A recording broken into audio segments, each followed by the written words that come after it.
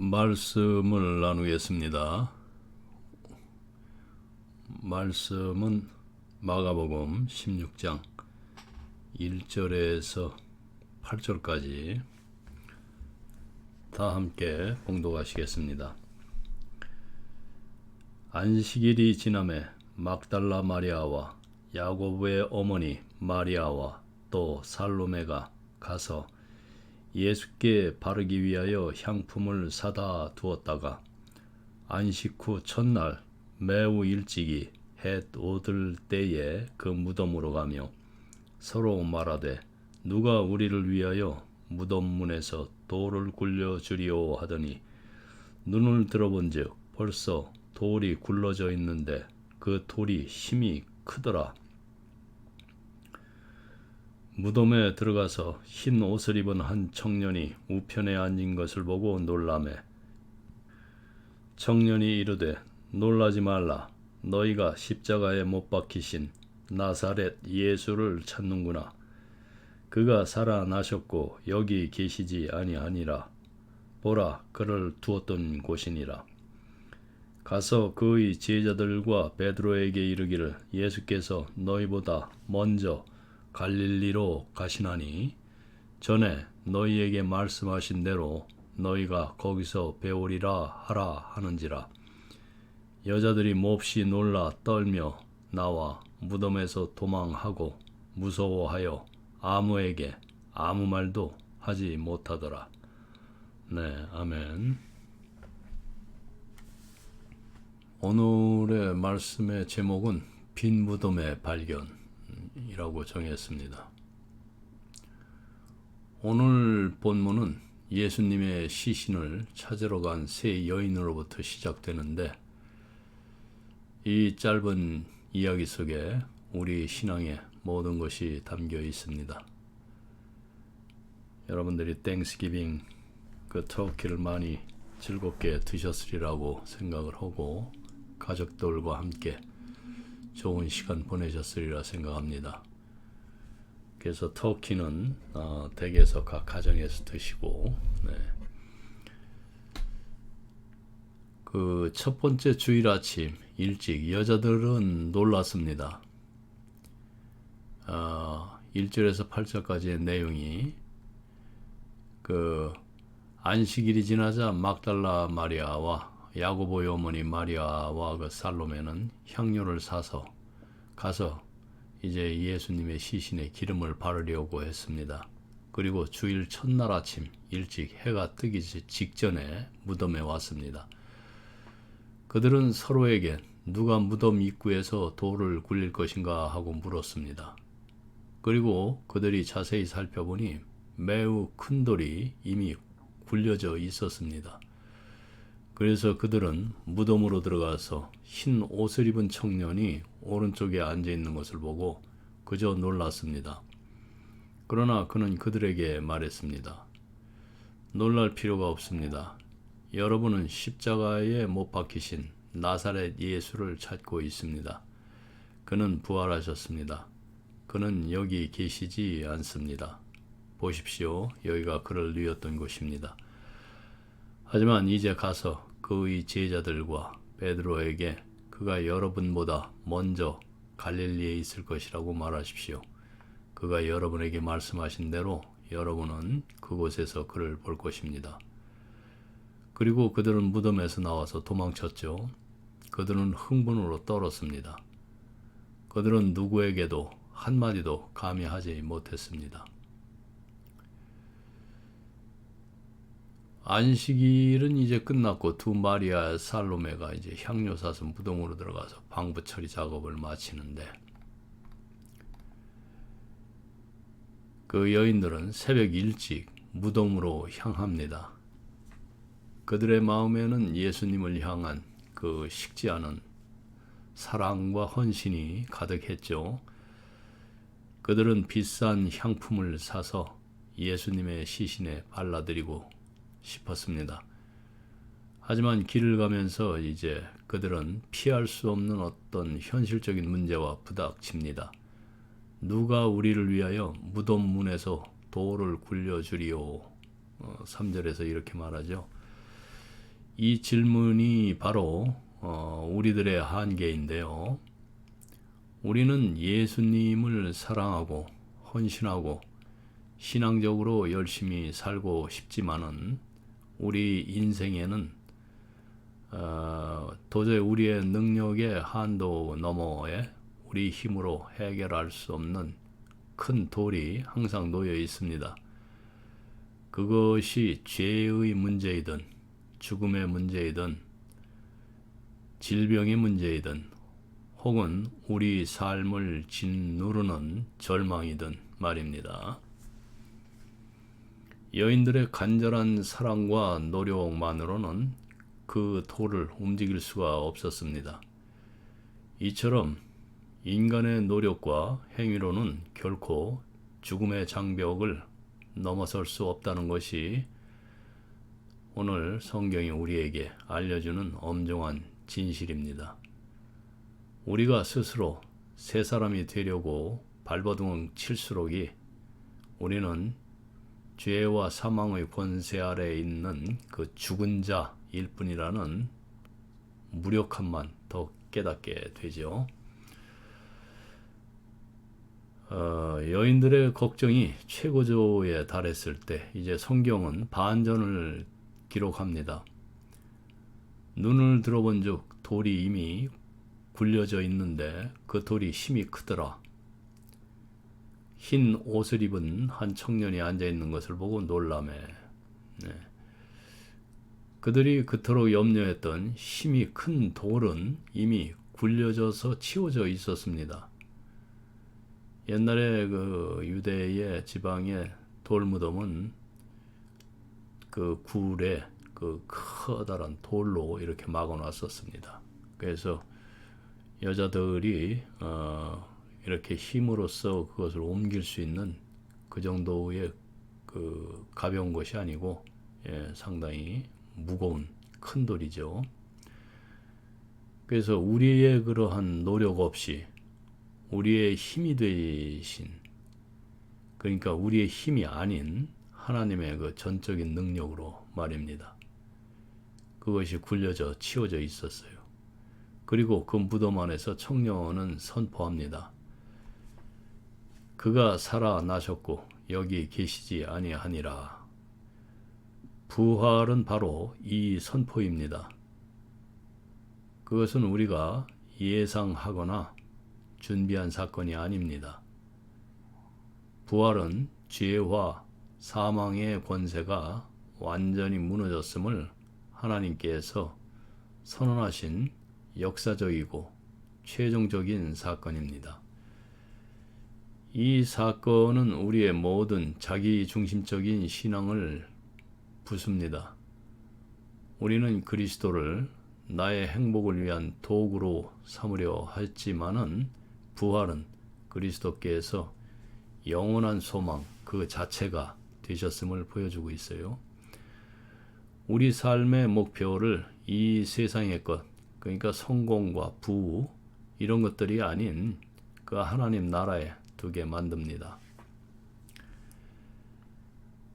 하지만 이야기는 여기서 끝나지가 않습니다. 천사는 여인들에게 사명을 줍니다. 가서 그의 제자들과 베드로에게 이르라. 여기서 주목해야 할 사람은 베드로입니다. 베드로를 지목한 이유가 예수님을 3번이나 부인하면서 처절하게 실패했던 죄인, 그리고 예수님을 버리고 도망갔던 그 나머지 제자들, 부활하신 그리스도는 완벽하고 헌신적인 사람들을 찾지 않으셨어요.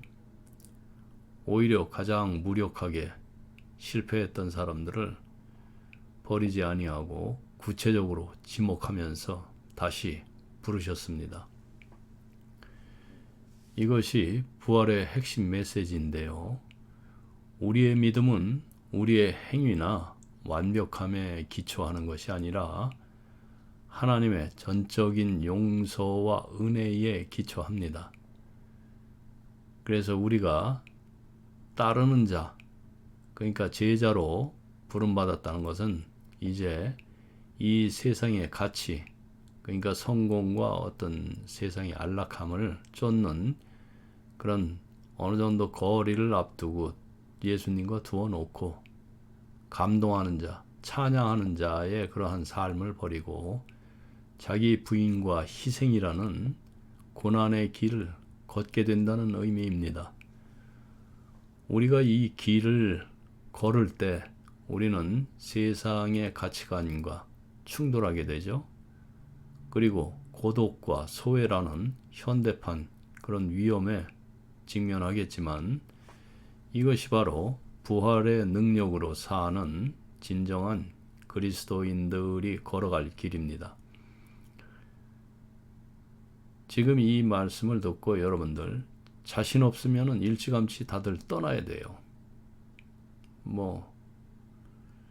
여러분들이 반드시 아셔야 할 것이 부활은 다시 태어남이 아닙니다. 부활이라고 하면은 가끔 어떤 사람들이 이렇게 말을 해요. 꽃이 봄에 다시 피어나듯이 예수님의 마음이나 그 영혼이 우리의 그 가슴 속에 살아있는 건가? 이렇게 이야기들을 합니다.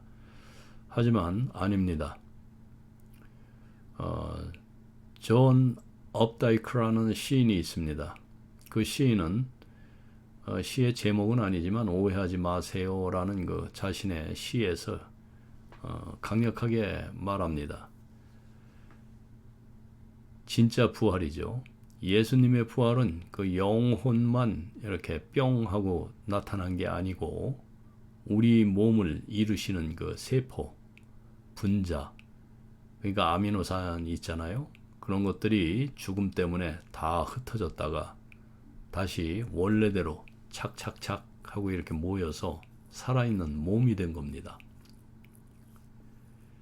만약에 예수님의 부활이 진짜 몸으로 일어난 게 아니라 그냥 좋은 이야기나 상징이었다면 우리가 지금 이렇게 모여서 예수님을 믿을 필요가 없어집니다.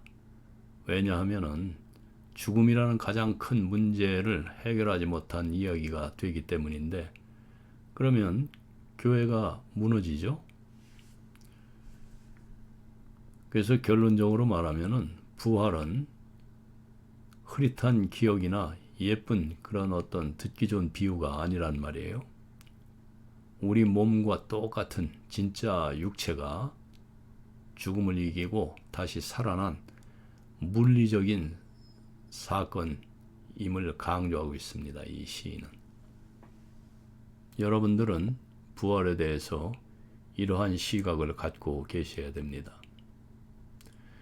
이게 얼마나 놀라운 일인지 예수님의 몸을 상상을 해보세요. 아니, 여러분들 상상을 해보세요. 죽었다고 생각하고 의사도 사망 진단까지 다 내린 사람이 갑자기 딴 데서 장례 준비하고 돌아와 보니까 살아나서 없어졌어요. 이게 얼마나 놀라운 일입니까? 예수님은 우리처럼 똑같이 심장이 뛰고 엄지손가락과 발가락이 있는 진짜 사람이었어요. 십자가에서 그 옆구리를 찔렸을 때 그 심장이 멈추고 몸은 시들었죠. 하지만 부활할 때 하나님이 주신 그 지속적인 힘으로 그 멈췄던 심장이 다시 모이고 다시 뛰기 시작했어요. 그 새로운 힘이죠. 하나님의. 예수님은 돌아와서 문이 닫힌 방으로 걸어 들어가셨지만 그 몸은 유령이 아니라 만질 수 있는 몸이었어요. 그 도마가 손가락을 넣어봤잖아요. 시인은 우리에게 부탁을 합니다. 부활을 아름다운 비유로 만들어서 하나님을 놀리지 말라. 우리는 그냥 상징이 아니라 예수님이 진짜 부활하셔서 걸어 들어오셨듯이 우리도 믿음의 문을 열고 걸어 들어가야 하는 것입니다. 오늘 본문에 나오는 그 무덤 입구의 큰 돌과 천사도 마찬가지예요. 이것들도 그냥 이야기 속에 나오는, 예전에는 뭐 인형 만들고 그러면 종이 반죽으로 만들었는데 요즘엔 보니까 그 실리콘과 그 TP라는 그 합성 물질로 인형을 만드니까 진짜 사람 피부처럼 만들어요. 어쨌든 이렇게 만들어진 소품이 아니었습니다. 그리고 그 돌은 진짜 돌이었어요. 엄청나게 무거운 돌, 엄청나게 무거운 물질.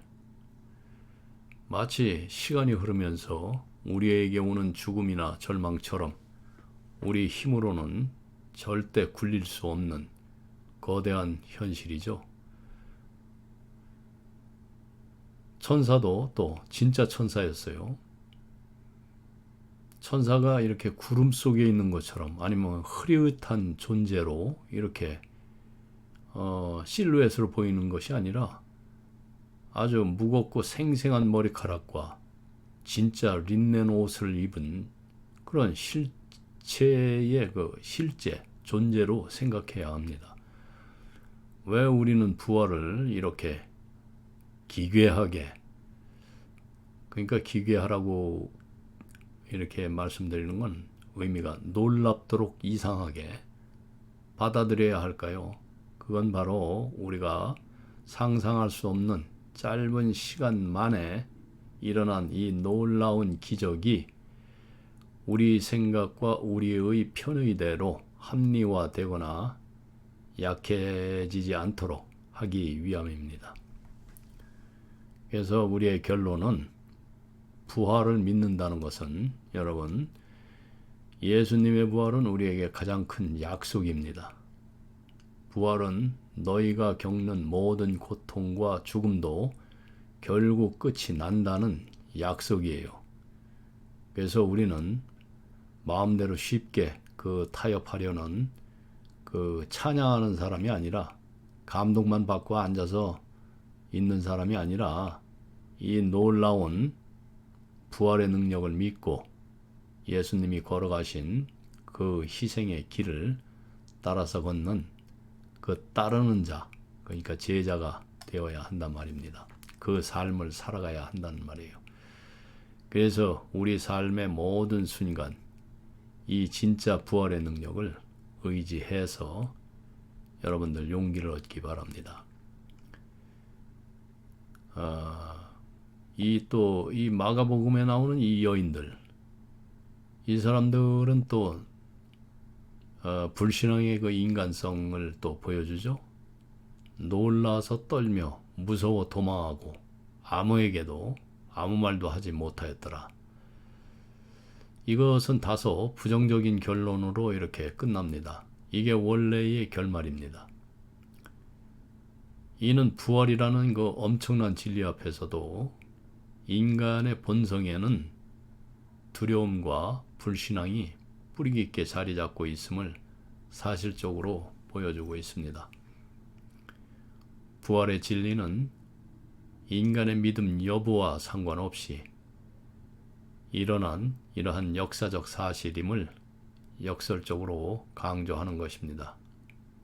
그래서 여러분, 무덤의 돌은 이미 굴러갔습니다. 우리의 삶을 가로막았던 죄와 사망의 권세는 이미 그리스도의 부활로 파괴되었어요. 이제 더 이상 안전한 울타리 안에 머물러서 그저 적당한 예수님과 거리를 두고 감탄만 하는 그런 찬양하는 숭배자가 되지는 마십시오. 부활의 능력을 힘입어서 세상으로 나가서 실패했던 우리에게 주어진 복음의 사명을 묵묵히 걸어가는 진정한 따르는 자, 제자가 여러분이 되시길 바랍니다. 오늘은 여러 가지 또 행사도 있고 해서 여기까지 하겠습니다. 여러분 함께 기도하시겠습니다. 살아계신 하나님, 우리 힘으로 치울 수 없던 죄의 돌을 부활로 굴려주셔서 감사합니다.